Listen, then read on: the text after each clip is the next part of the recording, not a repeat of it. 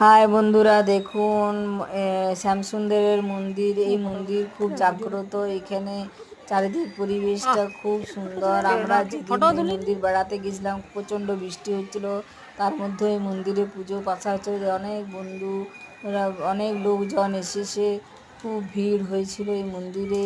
400 বছরকার আগেকার পুরানো মন্দির, শ্যামসুন্দরের মন্দির।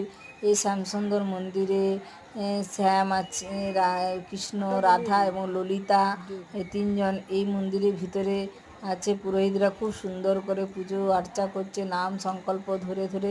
এত সুন্দর পুজো, এত সুন্দর ঠাকুর, আমার খুব ভালো লাগলো এখানকার পরিবেশ দেখে। এবং পুজো পাঠ এত সুন্দর, খুব সুন্দর বন্ধুরা।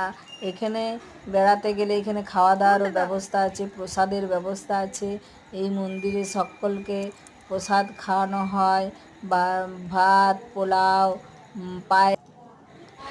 পায়েস, মিষ্টি, ভাত, ডাল, কুমড়ো তরকারি সব খাওয়ানো হয়েছে। দেখুন আমার ভাইজি, আমার ছেলে, মেয়ে, আমি আর আমার মা ওই পাশে বসে আছে। আর চারপাশে এত বৃষ্টি হচ্ছে, দেখতে পাচ্ছেন বন্ধুরা, চারিদিকে ভিজে ভিজে ওয়েদার এত সুন্দর লাগছে, দেখে কিছু বলার নেই।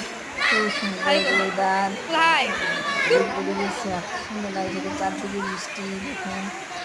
আর এই যে এই চত্বরটাতে সবাইকে খাওয়ানো হয়। এখানে সবার নাম লেখা আছে, এই যারা যারা এই মন্দিরে ডোনেট করেছে।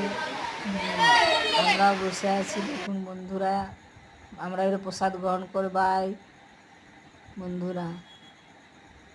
হইলো।